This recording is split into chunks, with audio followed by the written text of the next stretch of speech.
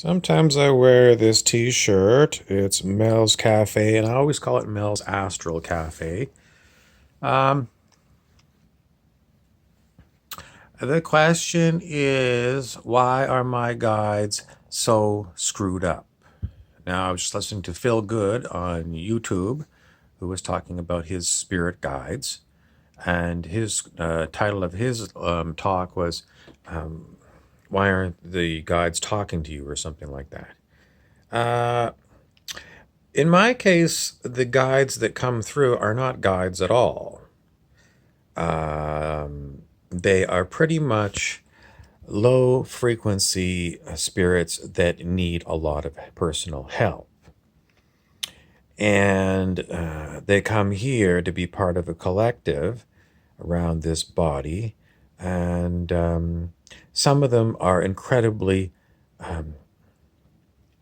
useless as beings. If they were in human form, they would be basically covered in feces in the corner of their welfare apartment. Yes, those are the kind that I have got to deal with. Absolutely will not look after themselves and don't have a care for another being. These ones I call demonics. They are nothing but psychic vampires and bullies. Their basic attitude is I'm a bully. So they're unwilling to learn. They have all the information, but they will not proceed on higher wisdom. They prefer to be covered in feces in the corner, and that's just the way they are. The next question is from my body. How the hell do I cut loose a bunch of demonics? And the answer that I come up with is you cannot cut loose these demonics.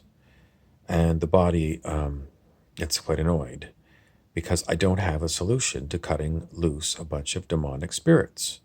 If I could, I'm sure I would, but I can't. So, do you have demonic spirits in your life? And then maybe they're not demonic spirits, but maybe they're demonic people. I think a lot of us do. Cutting them loose is not easy. I mean, if they're spirits, they're just going to hang around, and you can't even push on them. You can't shoot them. You can't hit them with a baseball bat. They're just spirits. But in the case of humans, it's pretty much the same thing. I mean, you can't really resort to too much violence on this planet with other people. So cutting them loose is difficult. And as you know, the grass is never greener on the other side of the city. So when you cut, you cut loose from these toxic people by moving, you know damn well the new place you're going to move to is going to have toxic people. Phil Good talked about people who wanted to be healers, and then he slammed them and said, if you're still living at your parents' house, you haven't even healed yourself. In other words, you have to get your own apartment and be out on your own with clients in order to be called a healer.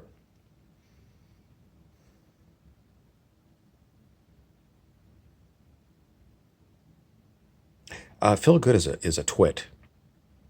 He's quite a twit. He's an opinionated little brat.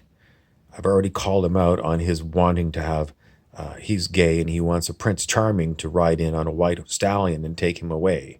He's already said that. So he's a complete twit. And two women donated $200 or $100 each to this person on his live chat.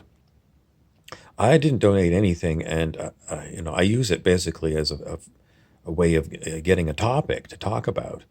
But he's a twit. He's a twit because he's looking for Prince Charming to come in on his white stallion and take him away to fairy tale land. And he's a twit by telling people that they can't be a healer if they're living in their parents' basement. And I looked at Phil Good's apartment, and he's sitting on a brown couch from about 1972. So he doesn't, he's happy to collect $200 on a chat. Well, that's pretty good. I mean, and for a half an hour chat, if you collect $200 from the internet, that's pretty damn good. But I think he's a twit. In other words, if you're living in your parents' basement and you don't have a pot to pee in, you don't have a car, and you're barely getting by, you can certainly be a healer, and you can certainly be a master beyond what Feel Good says. I don't know why people tune in to Feel Good other than what I say, just to, get a subject to talk about. He says he's got these guides. His guides are idiots, true idiots. And my guides, well, I don't have any guides, just so you know. I'm the guide for the spirits that come. And a lot of times they want to fight me, but they won't show up in the physical. They like to hide. They basically play a game called I'm hiding in the lower astral and come and find me. Well, I'm not going to go there. I don't know how to navigate in the astral, so I'm not going to go there. But they have got tapped into me, and so they basically see how we run during the day. And when we're resting quietly, these spirits become bullies, and they psychically attack me. Are they learning anything? They keep waiting for a great spirit to come along and do something to them, like kick them in the ass. Because I don't do it. I keep saying it's quite likely, given your low vibration, that something is going to come and kick you in the ass. But so far, it doesn't appear to be so. Sometimes they pretend that they're angelics and they are just acting like demonics in order to get me to have to talk about what life is like with demonics. Is it true? No. They're very cruel, and they're very stupid, and they're covered in shit.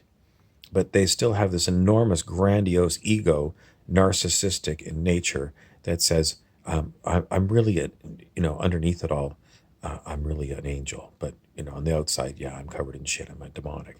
I mean, they're incredibly stupid. Somebody says plastic. Well, I don't know. I can't really define plastic. But that's the point. So if you're listening to Feel Good, listen to him with a grain of salt. He certainly can get you thinking. I don't think, just so you know. It sounds to me like I don't know. I don't know what his process is. He gives you something, I'm giving you something else. And I'm telling you, listen to him if you want to get some information. But maybe then what you should do is pick up your cell phone and turn on the record button and do your own video response to what you got. That's what I'm doing. I'm Harry Weaver, the narrator.